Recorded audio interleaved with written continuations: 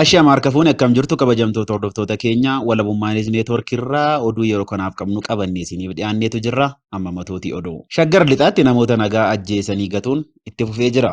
Oromiyaatti namoonni miliyoona 2 ol gargaarsa nyaataa barbaadu jedhame. Ameerikaan aleellaa dirooniitiin namicha ajjeechaa buufata Kaabul karoorse ajjeeseera jette. Ibsa addi bilisummaa Oromoo ajjeechaa Jubilaa Wallaggaa keessatti raawwatee ilaalchisee baases ni qabna amma oduu bal'inaan. Shaggar lixaatti namoota nagaa ajjeesanii gatuun itti fufee jira.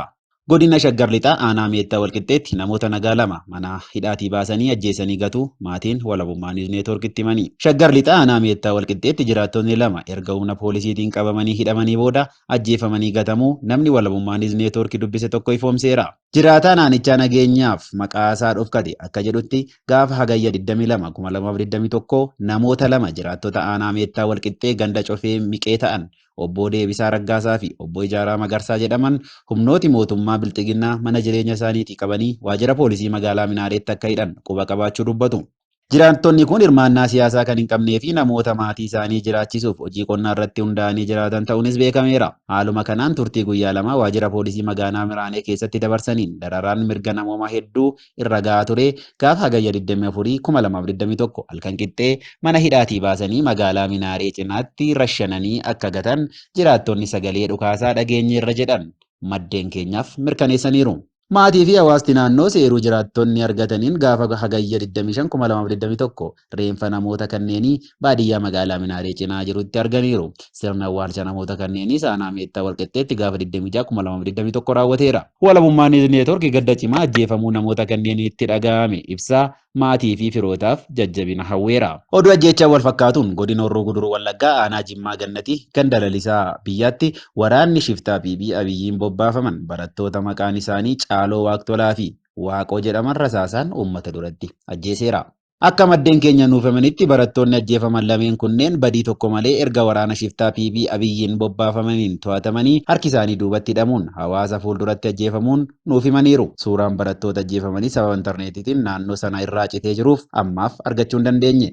Maatii barattootaa fi uummata Oromoo gaddi kun itti dhaga'ameef jajjabina hawwaa gumaan isaanii bilisummaan akka barreeffamuuf qabsootti jabaannu jenna. Oromiyaa iddoowwan garaa garaatti keessumaa immoo torbaanota as dhiyoo aanaalee Shaggar lixaa keessatti humnooti mootummaa namoota nagaa ajjeesanii gataa akka jiran walabummaanis neetwoorkii gabaasaa tureera.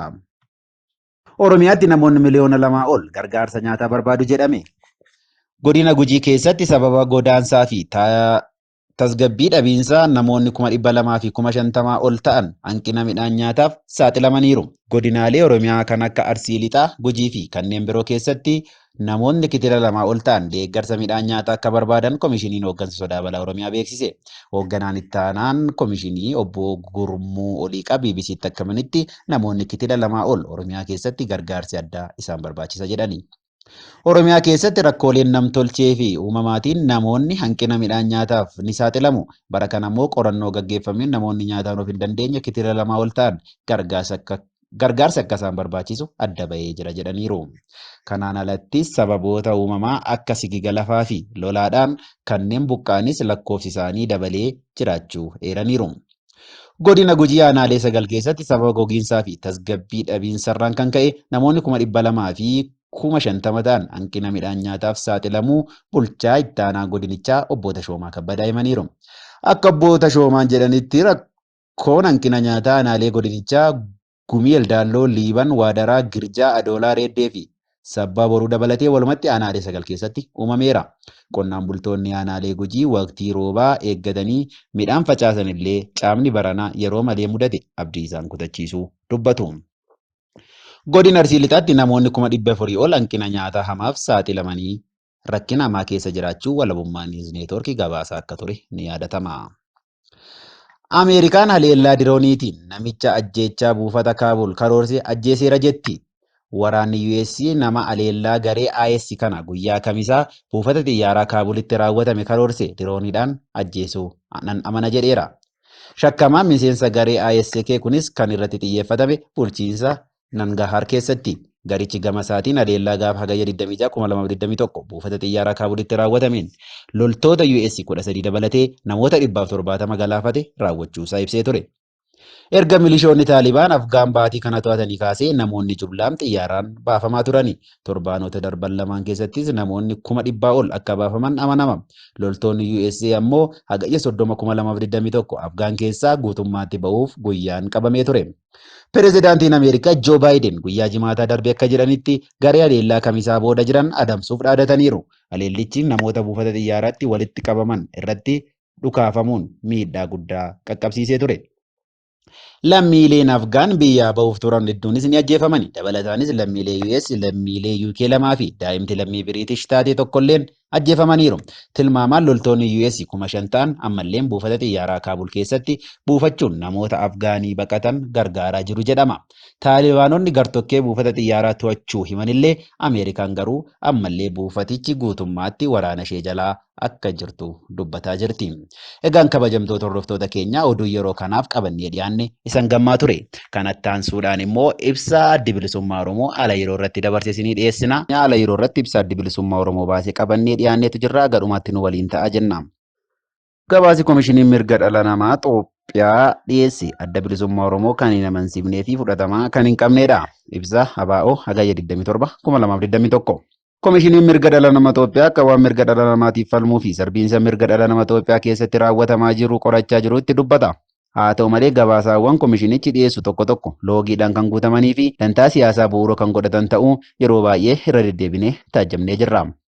Dhaabbati mirga dhala namaa walaba ta'e tokko gahee fi dirqamoota mirga dhala namaa ilaalchisee qabu haala ogummaa bu'uura godhateen loogii tokko malee walaba ta'ee sirnaan raawwachuu qaba jennee amanna. Akkasumas dhaabbanni mirga dhala namaatiif falmu tokko sarbiinsa mirga dhala namaa raawwatame qorachuudhaaf qaamolee naannoo sarbiinsi mirga dhala namaa itti raawwatame keessatti argaman kanneen akka maatii, miidhamtootaa fi ragoolee ijaan argan akkasumas jiraattota naannoo qondaaltota mootummaa irraa ragaalee fi odeeffannoowwan barbaachisoo ta'an walitti qabuudhaan bu'uura seera biyyaalessaa fi seerota idil-addunyaa dhimmichaan wal qabatuun mirkaneessuutu irraa eegama jennee amanna. Haa ta'u malee hooggantoota olaanoo fi hojjettoota Komishinii Mirga Dhala Namaa Itoophiyaa irraa mala qorannoo sirrii walaba ta'ee fi ogummaa bu'uura godhate argachuu hin dandeenye. Dhaabbanni Komishinii Mirga Dhala Namaa Itoophiyaa dhaabbata qaama mootummaa ta'ee fi dantaa siyaasaa murna tokkoo tarkaanfachiisuu fi faayidaa saba tokkoo tiksu waan ta'eef walaba ta'ee gahee fi dirqama isaa sirnaan raawwachuu akka hin dandeenye beekamaadha. Gabaasaawwan komishinichi yeroo darbe dhiyeessaa ture irraa qalbiidhaan yoo xiinxalle keessumaa gabaasaawwan naannolee walitti bu'iinsa Amaaraa fi sabaaf sablammoota biroo kanneen akka Oromoo, Beenishaangul Gumuzii fi Tigraay ilaalchisee dhiyaatan loogiidhaan faalame ta'uu hubachuun ni danda'ama. Odeeffannoowwan jiraattota naannoo irraa arganne akka ibsanitti gabaasaawwan komishiniin mirga dhala namaa Itoophiyaa dhiyeesse kunneen odeeffannoowwanii fi ragaalee qondaaltota mootummaa sarbiinsa mirgaa raawwatan irraa walitti qabe bu'uura godhachuudhaan qophaa'e.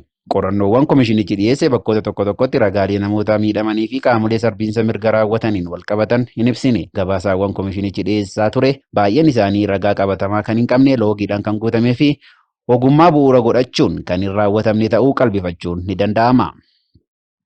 Gabaasaawwan kunniin hedduun isaanii loogiin kan guutaman yookaan dhugaa qabatamaa lafarra jiru dhoksuun odeeffannoo sobaatiin uummata dogoggorsuuf dhiyaatanidha.